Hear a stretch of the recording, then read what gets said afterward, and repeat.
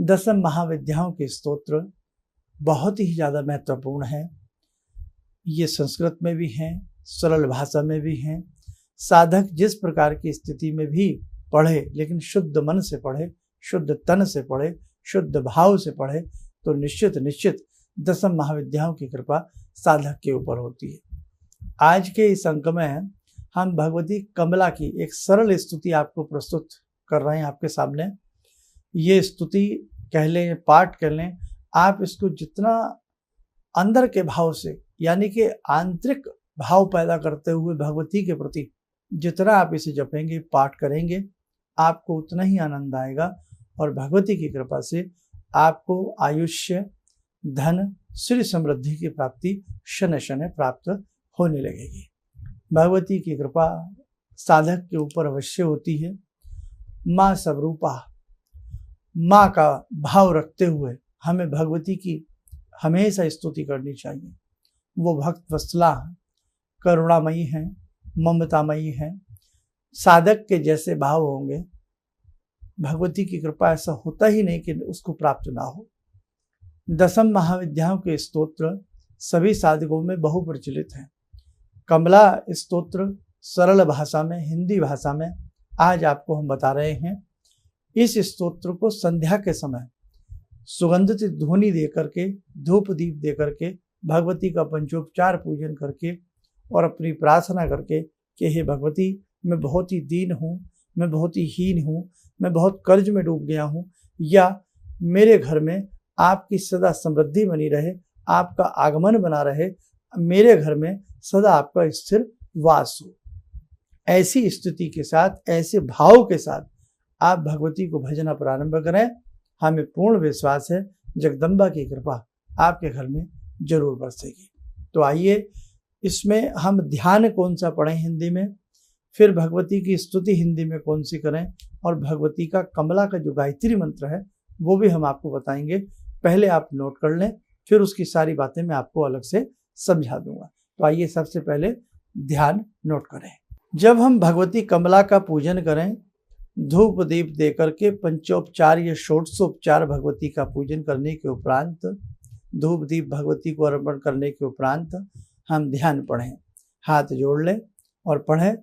कनक समान, कनक किसको कहते हैं? सोने को कहते हैं।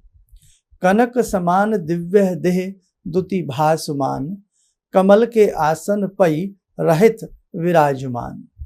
धारई दुई करन में सुंदर प्रफुल्ल कंज, एक कर भीति हरई दूजो देह महादान। स्वर्ण घटी भरी भरी गज करई अभिषेक, यानी कि गज हाथी आपका अभिषेक कर रहे हैं। ध्यावत सदैव जाको देवगण यातु ध्यान, कमला भवानी तोर विरद विदित जग। भक्तन को हेरी हेरी देती तनहि तत्व ज्ञान। पुनः सुने। कनक समान दिव्य देह दुति भासमान, कमल के आसन पई रहित विराजमान। धारई दुई करन में सुंदर प्रफुल्ल कंज, एक कर भीति हरई दूजो दे महादान। स्वर्ण घटी भरी भरी गज करई अभिषेक, ध्यावत सदैव जाको देवगण यातु धान। कमला भवानी तोर विरद विदित जग, भक्तन को हेरी हेरी देती तनहि तत्व ज्ञान। ऐसा करके कंधे झुका करके भगवती को साध कर प्रणाम करें, और प्रणाम करने के उपरांत एक पाठ या 3 बार या 5 बार विषम संख्या में, अब जो हम यहाँ स्तुति का आपको बताएंगे, जयति कमला आसना के नाम से ये है, तो इसको आप 1, 3, 5, 7 या 11 बार इस पाठ को पढ़ें। ठीक है, अब आप उसको भी देखें। जयति कमला आसना, जयति कमला आसना, जयति विमला आसना, जयति श्री लक्ष्मी संपत्ति दाता, जयति चंद्रावली चंद्रमुखी चंद्रिका, जयति शशि पूजिता विश्व माता। जयति कमला आसना, जयति विमला आसना, जयति श्री लक्ष्मी संपत्ति दाता, जयति ब्रह्मादि सब देव निर्माण करी, जयति ब्रह्मांड बहु सृष्टि पाता। विष्णु पालिनी सदा इंद्र यश दायिनी, लोक त्रय गुण गुणातीत माता जयति कमलासना जयति विमलासना जयति श्री लक्ष्मी संपत्ति दाता। सृष्टि रूपा करी सृष्टि संहारणी इंद्रा सिंधु तनया अजाता। अब जहाँ ये नाम है वहाँ अपना अपना नाम बोलने सभी लोग। कल्याण करी तुझ बिन जीव ना देव जीवन माँ तत्व पाता जयति कमलासना जयति विमलासना जयति श्री लक्ष्मी संपत्ति दाता। बहुत ही सुंदर स्तुति है ना।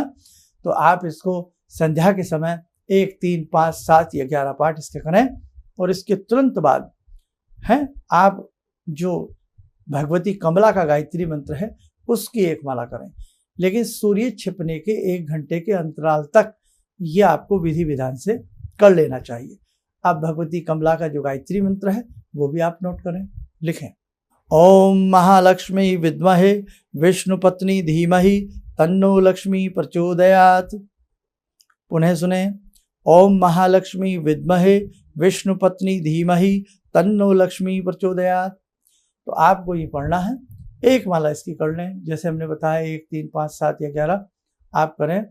और इस स्तुति को, इस जो साधना को, लक्ष्मी साधना है एक तरह से, इसे आप प्रत्येक शुक्रवार भी कर सकते हैं। हर फ्राइडे नियम बना लें कि फ्राइडे की संध्या को आप इसे किया करें।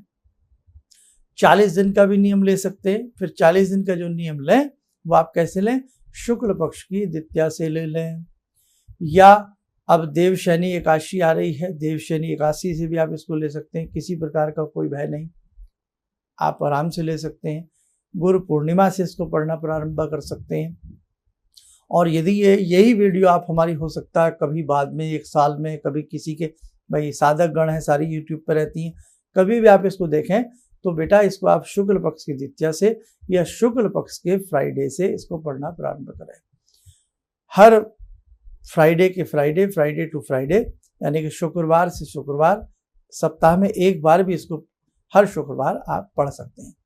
भगवती की कृपा बरसे, आपके घर में धन बरसे। आप छोटी छोटी खुशियों से कई बार वंचित रह जाते हैं ड्यू टू मनी।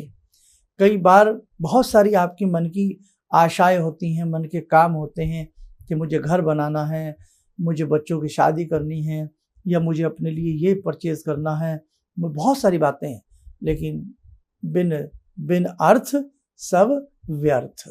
दोबारा सुन लें हमारी बात को, बिन अर्थ सब व्यर्थ। अर्थ किसको कहते हैं? धन को। तो बिना धन के भी कई बार सब कुछ व्यर्थ सा हो जाता है। हम कितना भी सोच लें, हम कितने भी सपने सजा लें, लेकिन भैया कई बार बिन धन के भी काम नहीं चलता।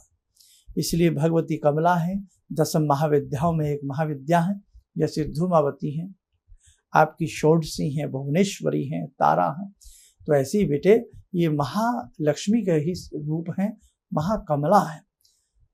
और कितनी सुंदर स्तुति, जयति कमलासना जयति विमलासना, बहुत प्यार से। और आपको तो 2, 4, 5 दिन में आप तो बड़े ही अच्छे से सब चीज़ें समझ लेते हो, पढ़ लेते हो, याद कर लेते हो। और जब आपको ये याद हो जाए, इसे हम चलते फिरते उठते बैठते भी हम पढ़ सकते हैं।